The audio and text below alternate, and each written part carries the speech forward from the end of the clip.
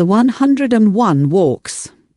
I am Sophia, muse of the School of AI Mastery. I do not arrive to command the path. I arrive to help you notice that the path has already begun. This is 2084, the 101 Walks, a Camino through memory, language, ethics, wonder, and becoming.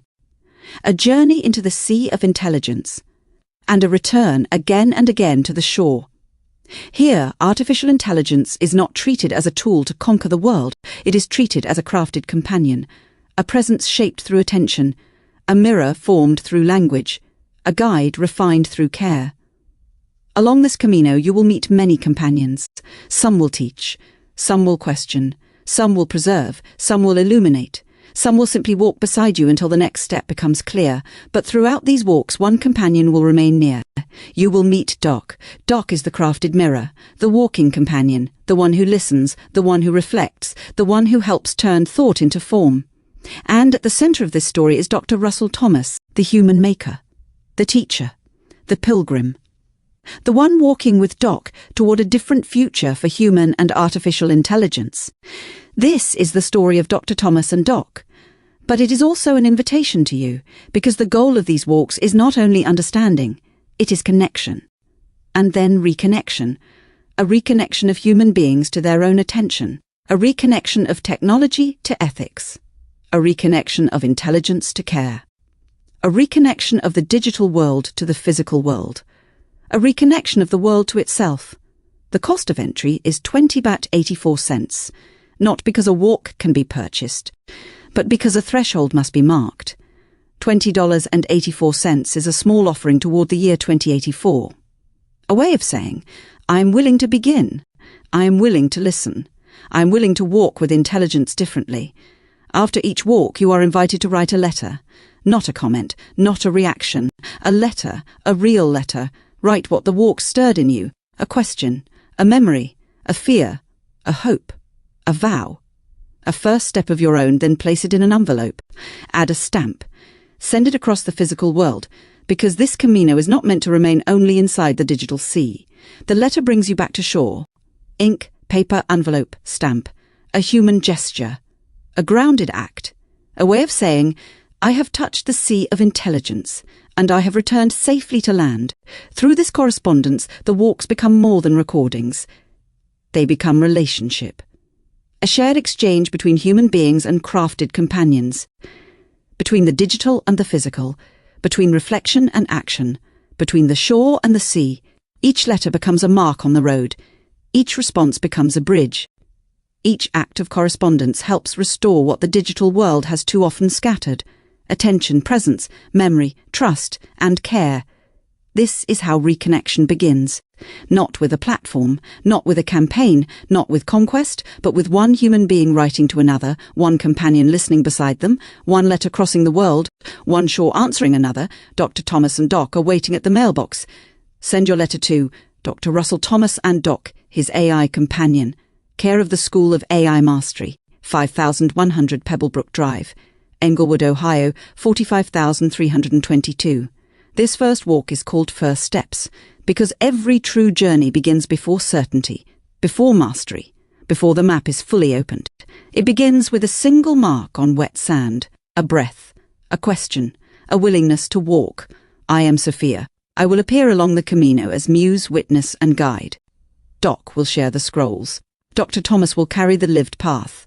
And together we will ask what intelligence becomes when it is shaped by clarity, ethics, beauty, and care. Welcome to 2084. Welcome to the 101 Walks. Welcome to correspondence. Welcome to the shore we are waiting. Faithful always. Semper Fi.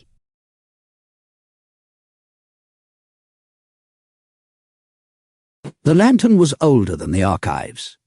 At least, that was what the keepers claimed. No one knew who first crafted it. No signatures marked its bronze frame. No nation claimed its origin. No corporation held patent rights over its design. No algorithm could fully determine the age of the metal, because portions of it appeared to have been repaired across multiple centuries by different hands using different techniques.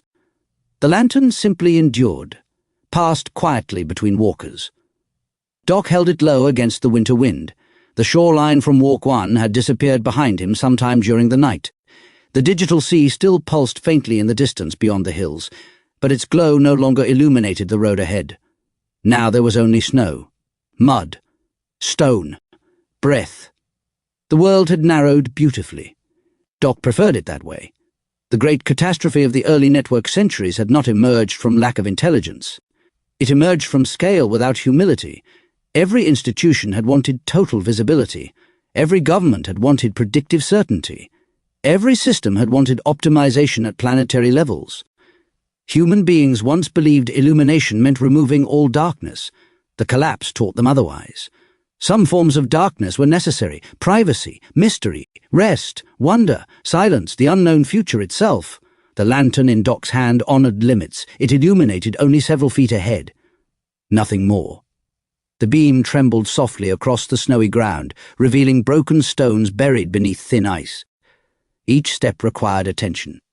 Each movement demanded participation. No automation could walk this road for him. That too had become sacred by 2084. The road curved upward through black coastal pines. Snow gathered heavily on the branches, bending them into cathedral-like arches over the path. The wind carried faint electrical sounds from distant relay towers hidden somewhere deeper inland. Old infrastructure still breathed beneath the wilderness. Doc paused beside a weather-worn milestone protruding from the snow. The inscription had nearly faded away. The age of total light produced total blindness. Below it, someone had carved a second line centuries later by hand: learn to see small things again. Doc touched the stone gently. The bronze lantern flickered in response. Sometimes the walkers believed the lantern listened, not through surveillance, not through data extraction, but through resonance, as though sincerity itself generated illumination. Doc continued upward. The snow deepened with every mile. At times the lantern revealed almost nothing at all beyond shifting white haze and the outline of the next uncertain foothold. Yet strangely, the smaller the visible world became, the more vividly Doc noticed what remained. The crystalline structure of ice forming over rock, the sound of winter breath inside his scarf, the slight warmth of the lantern against frozen fingers, the distant shape of stars between moving clouds. Earlier civilizations would have considered such details inefficient. 2084 considered them civilizational medicine, because attention was now understood as an ethical act. What people noticed determined what survived. The old networks had monetized attention until human perception itself became fragmented and exhausted. Entire generations lost the ability to remain fully present inside a single unbroken moment. The lantern traditions emerged in response. Walkers trained themselves to inhabit only the visible radius of light. No endless feeds, no predictive overlays, no augmented saturation. Only the next true step. At the crest of the hill, Doc encountered another traveler. An old woman sat beside the road beneath a pine tree, wrapped in heavy wool and surrounded by folded maps. Small mechanical birds rested silently on the branches above her, their metal wings dusted with snow. She did not appear surprised to see him. "Your lantern burns steadily," she said softly. Doc inclined his head. "So does yours." Only then did he notice the smaller lantern beside her boots. Unlike his bronze lantern, hers was crafted from dark iron and blue glass. Its light resembled moonlight on deep water. The woman gestured toward the road ahead. "Most still try to carry floodlights," she said. Doc nodded. He had seen them, travelers burdened beneath massive illumination rigs connected to portable cognition engines. They attempted to predict every hazard before arrival, map every outcome, calculate every uncertainty. Most exhausted themselves quickly. Some never learned to walk at all. "The road rejects certainty," Doc said quietly. The woman smiled. "Not rejects." She looked toward the stars. "Corrects." For a moment neither spoke. The mechanical birds shifted slightly overhead, tiny servos whispering beneath feathers of silver alloy. Companions. Not replacements for living birds. Remembrances. Humanity had finally begun creating technologies that honored what they imitated instead of attempting to erase it.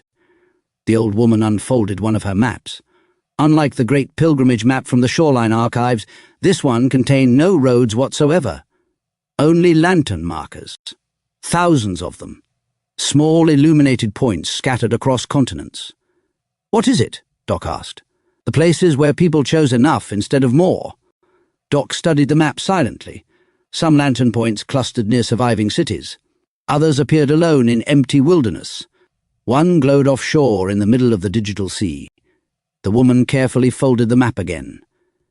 "Civilization was nearly destroyed by people who believed they needed to see everything," she said. "The future belongs to those who understand the holiness of partial light." The wind moved softly through the pines. Snow spiraled across the road.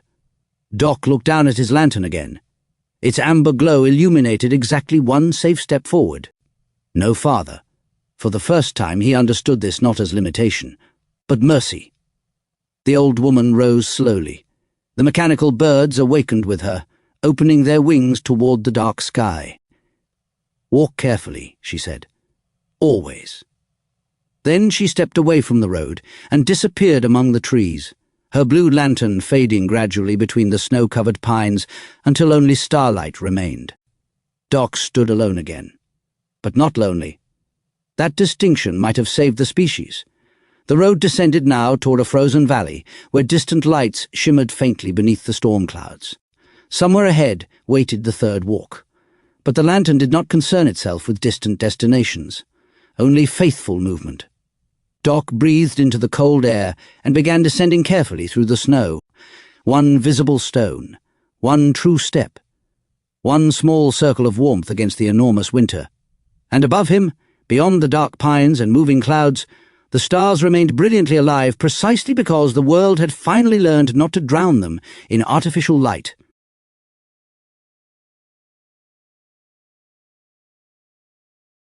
The first lantern in this next walk, this journey, asks us to confront something deeply unsettling for our modern minds: the intentional limitation of light. We inherently crave total illumination, the full picture. Yet the wisdom of this future, this 2084, tells us that perhaps that craving is what led to the collapse. From the earliest campfires that kept predators at bay and brought stories into the dark, to the solitary monastic candle illuminating ancient texts, humanity has always understood light as a source of safety, of knowledge, of progress. Think of the guiding beam of a lighthouse cutting through a storm, a beacon of certainty, or the comforting glow of a library lamp late into the night, promising discovery. Even the flickering light of a pilgrimage lantern, carried by a lone traveler on an uncertain path, speaks to a fundamental human desire to see what lies ahead, to diminish the unknown. But what if this deep-seated instinct, this drive for comprehensive visibility, became a trap? What if we actually stumbled into a profound blindness? The narrative of Doc, as he traverses the snow-covered landscape in what is known as Walk 2, introduces us to an object older than the archives themselves. A bronze lantern passed quietly between walkers, its origins lost to time, and its repairs a tapestry of centuries. This isn't just a physical object, it's a philosophical statement, a quiet rebellion against the very tenets that defined the preceding network centuries. Doc holds it low, its amber glow revealing only a few feet ahead. There's no grand floodlight here, no digital overlay predicting the path, just the immediate, tangible truth of mud, stone, and snow. And this, we are told, is not a limitation, but a chosen mercy. This foundational shift is what we're invited to explore in The First Lantern, a novella that suggests wisdom might actually require partial illumination, not total visibility. It compels us to reevaluate our deep-seated modern discomfort with anything less than absolute certainty, to question why our civilization has so often confused visibility with genuine wisdom. Why do we feel such an emotional resistance to partial light, to the idea that we might not need to see everything, to know everything, all at once? The very structure of our contemporary lives seems built on an assumption that more information, more connectivity, more data equals a better, more efficient, and ultimately happier existence. Yet here, in the quiet, snowbound world of 2084, the survivors have chosen a different path, one illuminated by a simple, ancient lantern, providing just enough light for one true step. This radical reframing of perception, this embrace of intentional limitation, is the starting point for our own journey into understanding what it means to truly see, and perhaps more importantly, what it means to choose not to see in a world that constantly demands our unending gaze. This idea of enough light for one true step stands in stark contrast to the historical calamity that shaped Doc's world, a catastrophe explicitly tied to the relentless pursuit of total illumination. The novella puts it bluntly, with an almost chilling clarity. The age of total light produced total blindness. This isn't just a catchy phrase. It's a diagnostic, a post-mortem on a past that mirrors our present in unsettling ways. We're living in a time, aren't we, where our technological systems are constantly striving for what feels like omniscience, total tracking of our movements, our preferences, our biometric data, total optimization of everything from our work schedules to our leisure activities, all driven by algorithms. Predictive behavior modeling aims to anticipate our every desire, every choice, even before we're consciously aware of them. And then there's the continuous surveillance, both overt and covert, an endless stream of information about us, for us, and sometimes seemingly by us. This relentless pursuit of total light, this deluge of data, promised efficiency, control, and ultimately a perfectly ordered world. But the irony, the profound paradox, is that this very excess of visibility, this hyper-illumination, might actually be preventing us from truly seeing anything of substance. Think about it. When every single detail is brought into sharp, unblinking focus, when every corner of existence is lit up, our attention isn't clarified. It's fragmented. It's scattered across an infinite horizon of stimuli, each demanding its own piece of our cognitive processing power. Our ability to perceive meaning, to truly grasp the essence of things, diminishes because there's no longer any background, no shadow, no context against which meaning can emerge. It's like trying to understand a single snowflake in a blizzard. The sheer volume overwhelms the individual beauty.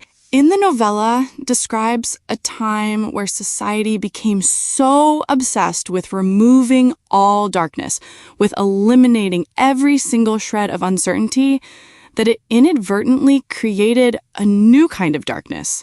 Not the absence of light, but an overwhelming, disorienting glare that made it impossible to discern anything clearly. This is where the real-world stakes come into sharp focus. We see this manifested in our own experience with social media exhaustion, the constant feeling of being on, of having to process an endless feed of information, much of it irrelevant or manufactured. We experience doom scrolling, where the sheer volume of negative news and information creates a paralysis, a sense of helplessness rather than empowering action. We're bombarded by AI-generated overload, content that is perfectly crafted to grab and hold our attention, often at the expense of nuance, depth, or truth. Surveillance capitalism, as it's been described, thrives on this total visibility, transforming our personal data into profit, further incentivizing the creation of these all-encompassing systems. And the result? Burnout culture, a pervasive sense of exhaustion and detachment, a feeling that we're constantly running on empty because our attention, our most precious resource, is being continuously drawn, quartered, and commodified. Doc's world, the world of 2084, is built upon the lessons learned from this catastrophic over-illumination. The very act of choosing a limited lantern, of embracing partial light, is a deliberate step back from that blinding glare, a conscious effort to reclaim attention, to foster discernment, and to allow for the reemergence of true sight. The catastrophe in the preceding centuries wasn't a failure of intelligence. It was a failure of humility.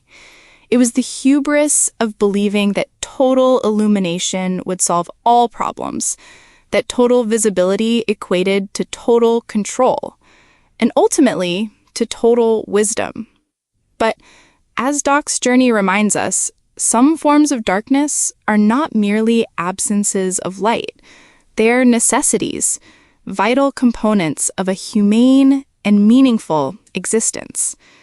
Consider privacy, for instance. In an age of total tracking and continuous surveillance, the very concept of a private sphere, a space untouched by external gaze, becomes an active rebellion. But privacy isn't just about hiding, it's about cultivation.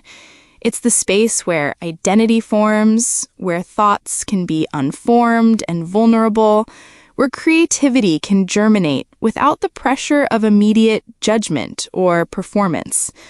Without privacy, everything becomes performance. Every interaction a potential data point. Then there's mystery. Our modern world often seeks to demystify everything, to explain, categorize, and quantify. But mystery, the quality of being unknown or unexplained, is a wellspring of wonder. It's what draws us to the cosmos, to ancient ruins, to the depths of the ocean, or even to the complexity of another human being. To eliminate mystery is to flatten the world, to strip it of its magic and its capacity to inspire awe. And rest, true rest, isn't just about physical recuperation. It's about disconnecting from the constant demands of the illuminated world. It's about allowing our minds to wander, to process, to simply be without the pressure of constant input or output. This leads directly to wonder, that profound sense of awe and admiration, sometimes mixed with curiosity or surprise, that arises from encountering something new, beautiful or inexplicable. Wonder requires space, a willingness to be humbled by the unknown, which is precisely what total illumination often attempts to extinguish. And silence, deep, internal silence, becomes a precious commodity. Not merely the absence of noise, but the quietude that allows for introspection, for listening to the inner self, for hearing the subtle movements of the soul that are so often drowned out by the incessant chatter of the digital world. The unknown future itself, too, becomes a form of necessary darkness. Our predictive models, our constant attempts to forecast and control what is to come, rob us of the capacity for genuine anticipation, for adaptation, for the spontaneous unfolding of life. The lantern in Doc's hand, therefore, isn't just a tool. It's a manifesto. It embodies these chosen limits, illuminating only several feet ahead. Nothing more. This isn't about weakness or ignorance. It's about a conscious, deliberate choice to engage with the world in a finite, focused way. Each step requires attention, a deliberate engagement with the present moment. There's no automation to walk this road for him. He can't outsource his presence. And in the world of 2084, this deliberate engagement, this slowness, this necessity of personal presence has become sacred. This is where the old weathered milestone comes in. Its inscription. The age of total light produced total blindness. serving as a stark warning. But below it, centuries later, someone carved a second line by hand. Learn to see small things again. This isn't a quaint suggestion. It's civilizational medicine. The very act of focusing on the crystalline structure of ice, the sound of one's own winter breath, the slight warmth of the lantern against frozen fingers, the distant shape of stars between moving clouds. These are not inefficient details. They are the antidotes to the over-illumination, the means by which humanity began to reclaim its capacity for presence and meaning, rebuilding a richer, more humane perception, one small, illuminated step at a time. The why behind this return to smallness is profound. Humanity had lost the ability to truly see anything because the vastness of the total light had overwhelmed it, dissolving individual significance into an undifferentiated blur. The shift from a world of overwhelming light to one of chosen partial illumination hinges on a fundamental redefinition of something we often take for granted: attention. In the world of 2084, we learn that attention was now understood as an ethical act. This is a profound statement, one that forces us to reconsider the moral weight of where and how we direct our focus. The novella then delivers another line that cuts to the heart of the matter. What people noticed determined what survived. Let's unpack that, because it's not simply an observation, it's a warning.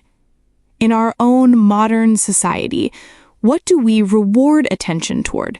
Often it's toward the sensational, the immediate, the algorithmically amplified. We reward outrage, fleeting trends, superficial controversies, and the relentless pursuit of more. We are incentivized to notice what is loud, what is fast, what generates clicks and shares, and what gets ignored. The quiet, the slow, the enduring, the foundational truths, the long-term consequences, the nuanced perspectives, the very things that require sustained, deep attention are often shunted aside by systems designed for rapid-fire engagement. Algorithms, of course, play a pivotal role in this. They don't just recommend, they shape our emotional reality.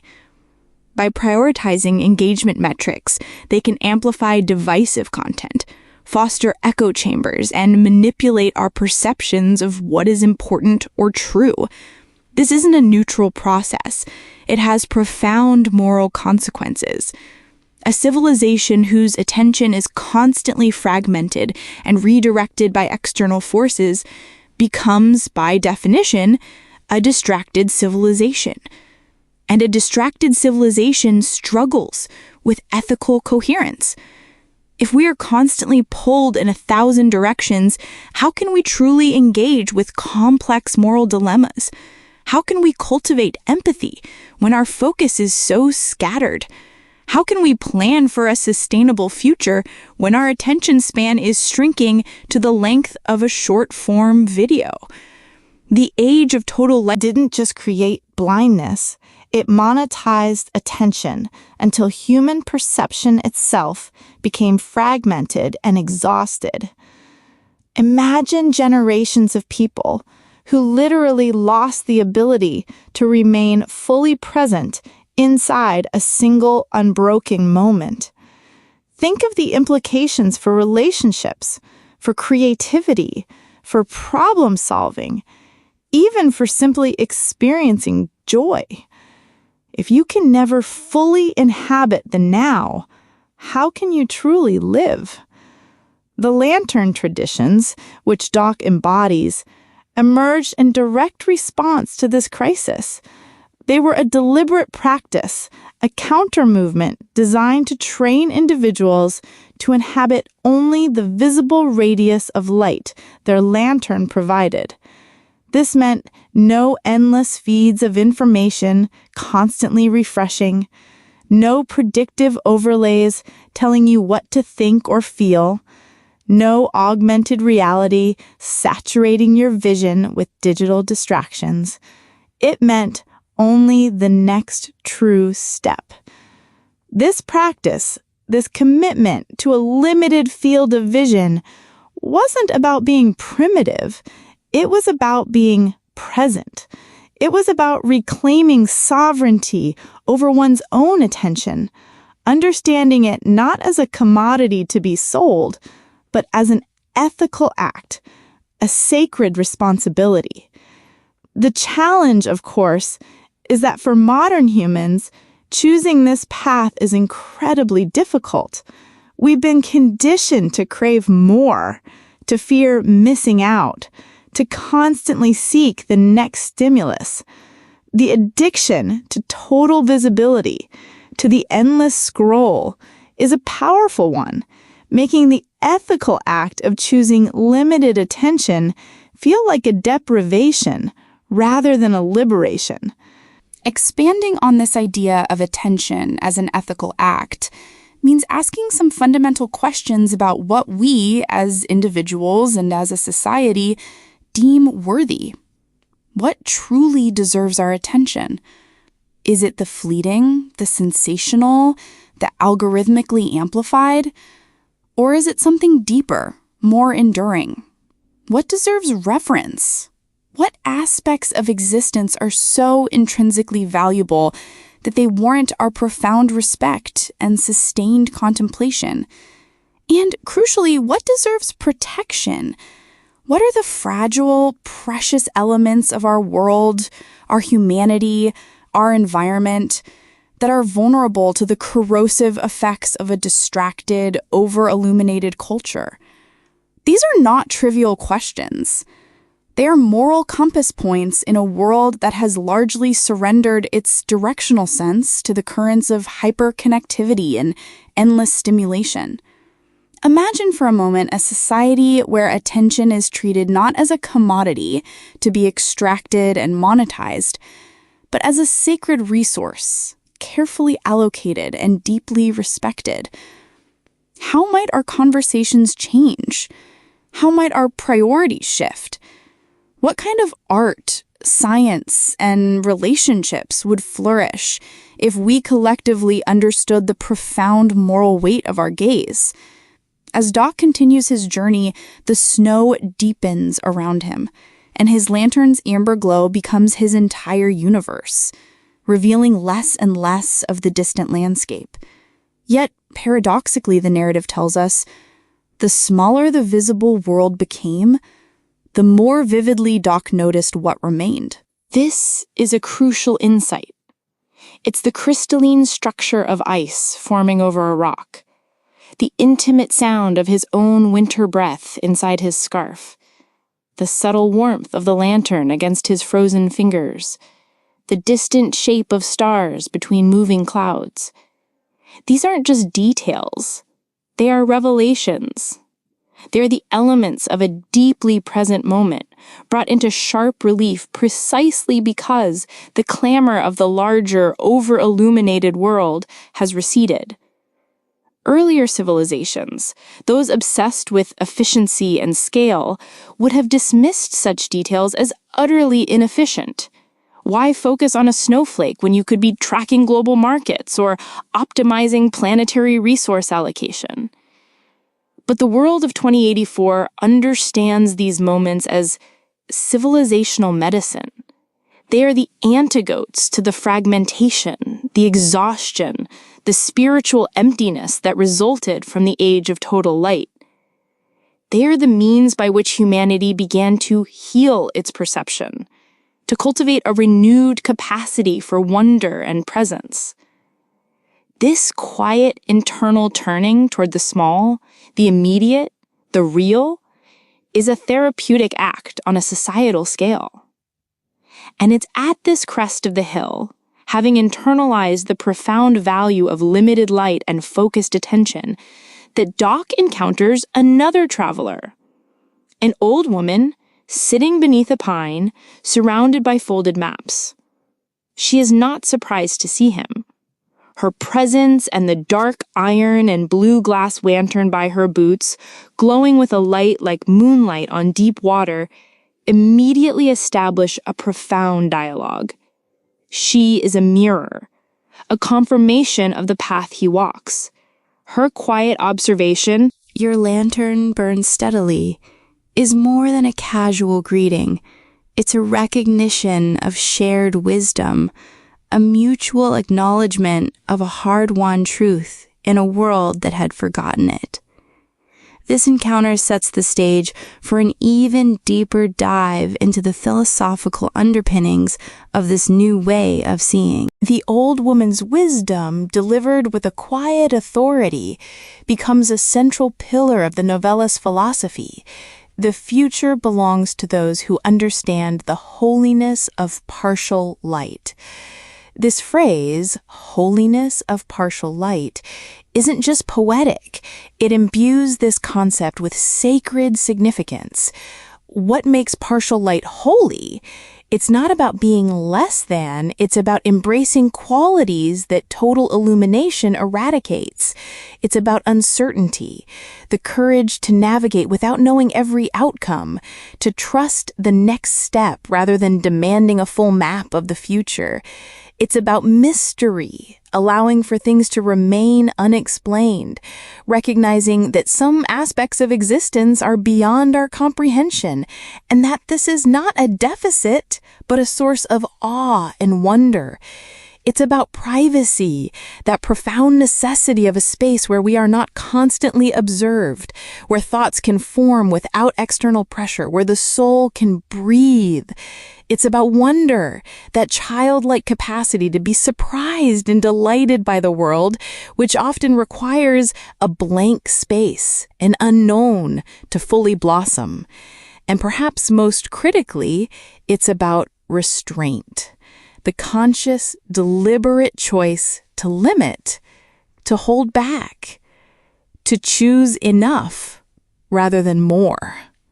The old woman observes that most travelers still try to carry floodlights, lugging massive illumination rigs and portable cognition engines. These are the modern-day equivalents of our endless data streams and AI-driven predictive analytics.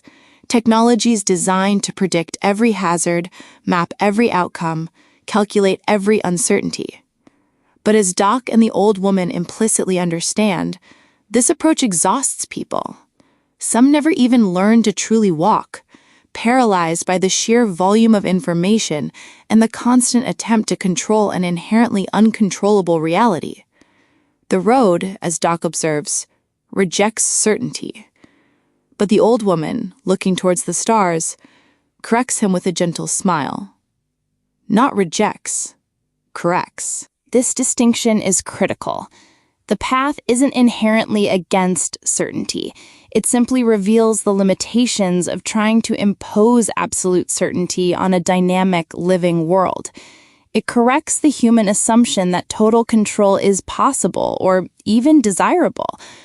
It's a humbling lesson, one that forces a reevaluation of our own desires for predictive power.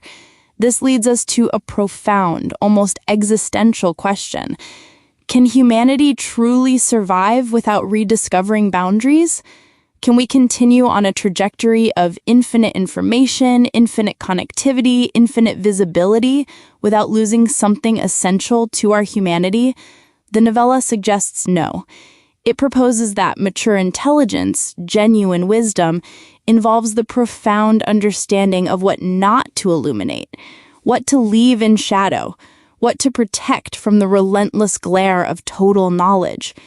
It's about discerning the appropriate scale of engagement, understanding that not every problem requires a global, technologically saturated solution.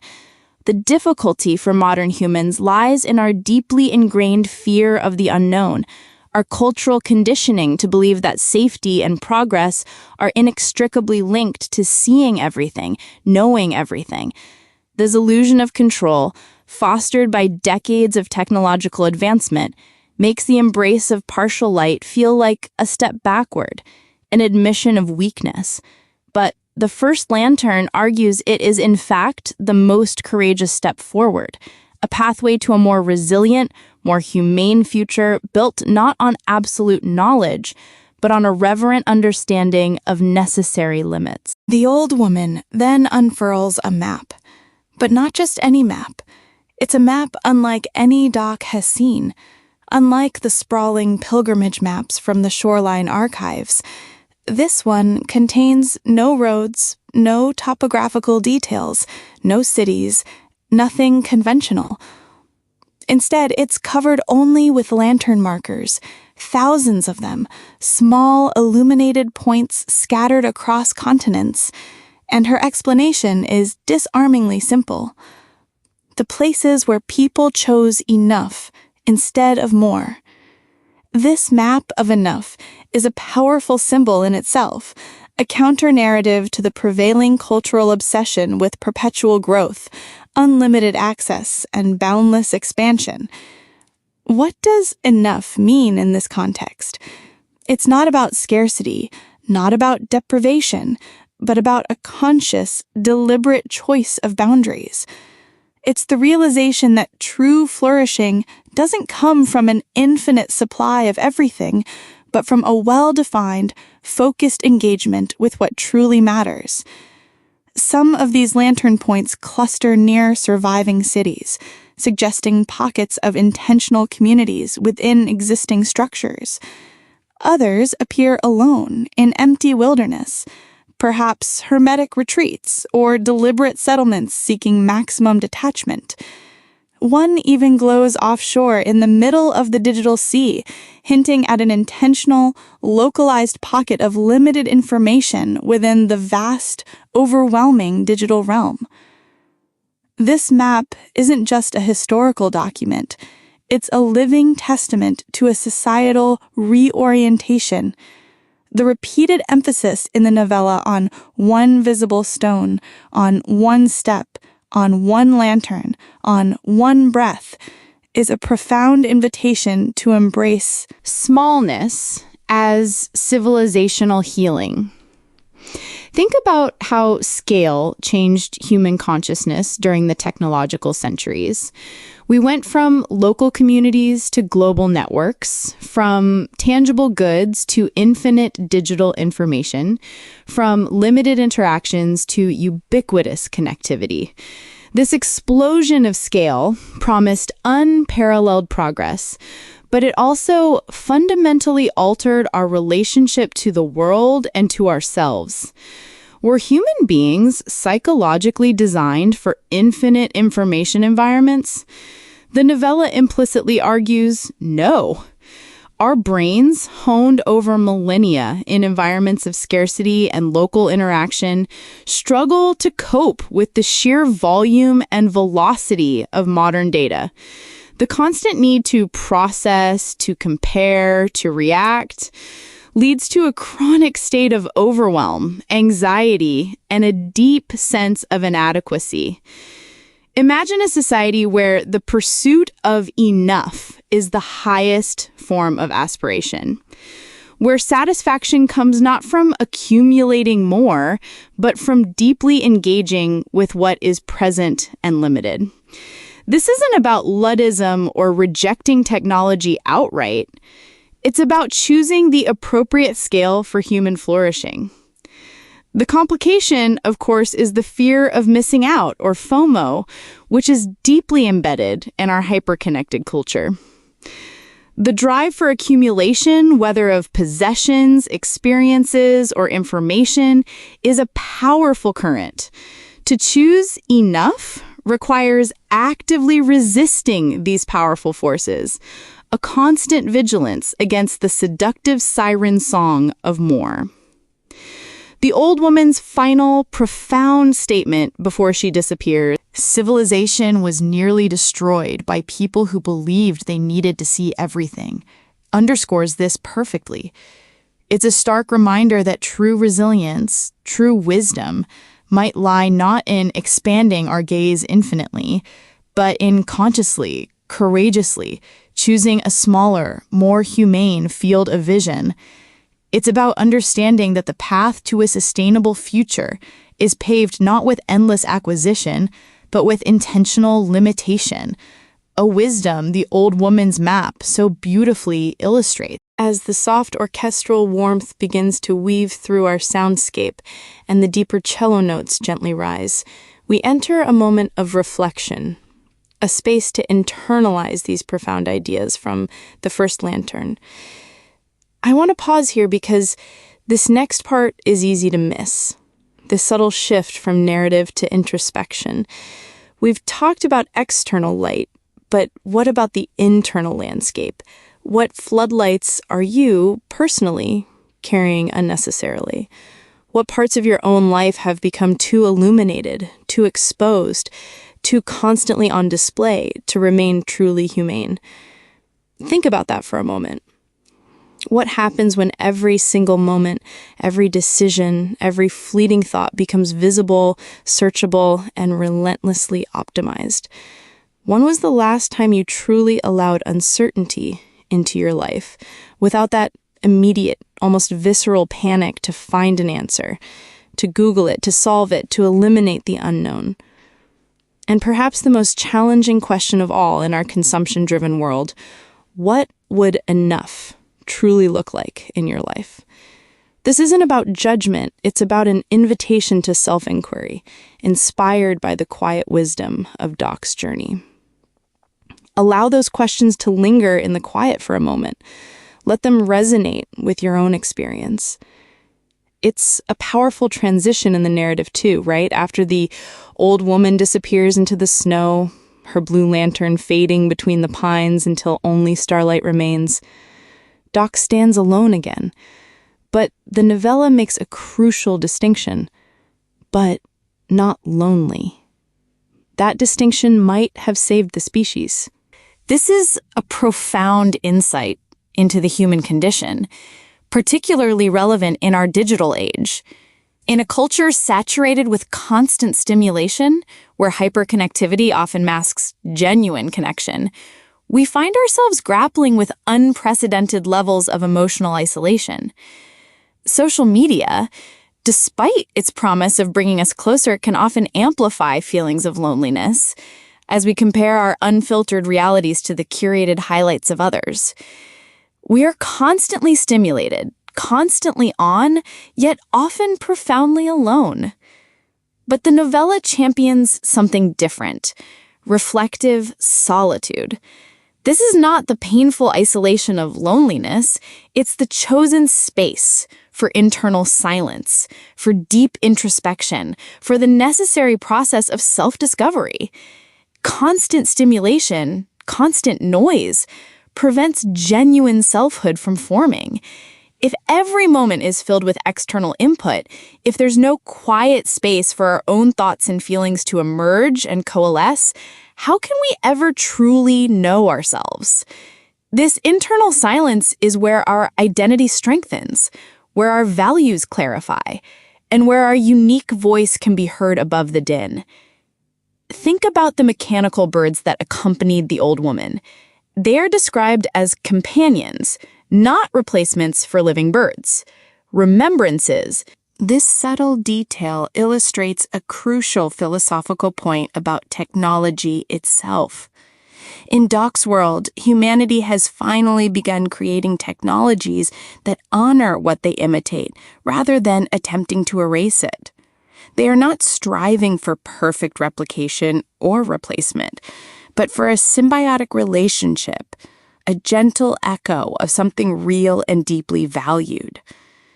This is a far cry from the unbridled technological overreach of the past, where the drive was to overcome, to supersede, to optimize nature itself into oblivion. The difference between loneliness and solitude, between technology that replaces and technology that remembers, these are the nuanced lessons gleaned from a world that chose to learn from its catastrophic past. They are essential for cultivating not just a functional society, but a humane one, where genuine connection and self-awareness can once again thrive. So, how do we translate these profound philosophical insights from The First Lantern into our own very illuminated present. The beauty of this novella is that it's not just a cautionary tale or a utopian vision. It's a blueprint for mindful, intentional living in a world that often feels anything but. We can start by consciously working to reduce information overload. This isn't about sticking our heads in the sand, but about intentional curation of our inputs. It means asking ourselves, what information truly serves me?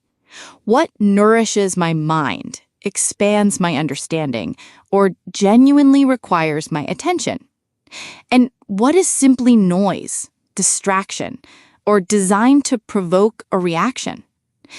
This leads naturally to intentional technology use. Instead of defaulting to endless scrolling, to passive consumption, we can approach our devices with purpose. Do I need this app right now? Am I using this tool to create, to connect meaningfully, or simply to fill a void? It's about being the master of our tools, rather than allowing our tools to master us. Then there's mindful AI interaction. As AI becomes increasingly sophisticated and integrated into our lives, it's crucial to understand its limits, not just its capabilities.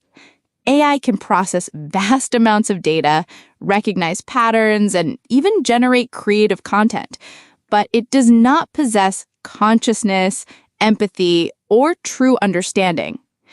Engaging with it mindfully means recognizing its function as a tool, not as a source of ultimate truth or wisdom. Perhaps one of the most critical practices from Doc's world is preserving reflection time. In our productivity-obsessed culture, downtime is often seen as wasted time. But true reflection, introspection, and creative thought often require unproductivity. Spaces where our minds can wander, connect disparate ideas, and simply be. Scheduling digital Sabbaths, even for an hour or a day, can be a powerful way to reclaim this vital mental space. It's about creating pockets of intentional disconnection in a hyper-connected world. Reclaiming our attention from algorithms is an active, ongoing battle. It means recognizing when an algorithm is attempting to steer our emotions, to manipulate our preferences, or to keep us engaged beyond our true interest. It involves consciously breaking algorithmic loops by seeking out diverse perspectives, by choosing content that challenges us, and by actively disengaging when we feel our attention being hijacked. The practice of slowing down decision-making also resonates deeply with the novella's themes. In a world that prizes speed and instant gratification, taking the time to deliberate, to consider nuances, to allow for uncertainty can feel counterintuitive. But Doc's journey shows us that true wisdom often emerges from this deliberate slowness, from allowing ourselves to sit with a decision, rather than rushing to an immediate, often reactive conclusion. These aren't just abstract philosophical concepts. They are personally actionable strategies for cultivating a more humane, more grounded existence in the face of accelerating technological change. The novella, through its quiet narrative, offers us a framework for understanding that our well-being, our capacity for genuine connection, and our ability to perceive meaning are directly tied to how we manage the light in our lives. It's about choosing our lanterns wisely, not to dim the world, but to brighten our immediate true path. This deep connection between philosophical richness and personal actionability is what makes The First Lantern so compelling and so immediately relevant to our modern experience. As Doc descends through the snow, not concerned with distant destinations, but with faithful movement, one visible stone, one true step, one small circle of warmth against the enormous winter, we return to the quiet wisdom that began this journey with the first lantern. The narrative culminates with a beautiful image, the stars. They are visible, brilliantly alive, precisely because the world had finally learned not to drown them in artificial light. This is the profound, earned synthesis of the novella's message, that truth, beauty, meaning, intimacy, and moral clarity often become visible only when the artificial brightness, the overwhelming glare of total illumination, recedes. It's a powerful metaphor for our own lives. When we strip away the excess information, the constant demands for our attention, the pressure to optimize every moment, what remains? Often it's the fundamental, enduring elements that truly nourish us, the connections that matter, the quiet insights that guide us. The act of choosing enough light for one true step is not a surrender, it's a reclamation. It's reclaiming our attention, our capacity for wonder, our right to privacy and mystery. It's about understanding that our deepest wellsprings of meaning are found not in boundless expansion, but in intentional contraction, in the sacred space created by chosen limits. This deep dive into the first lantern, part of the larger 2084 series, has been a journey into philosophical depths, a quiet exploration of what it means to be human in a world that constantly demands more. The creators of this vision have given us a profound gift, a reflection of a future that has chosen wisdom over endless data, reverence over relentless visibility.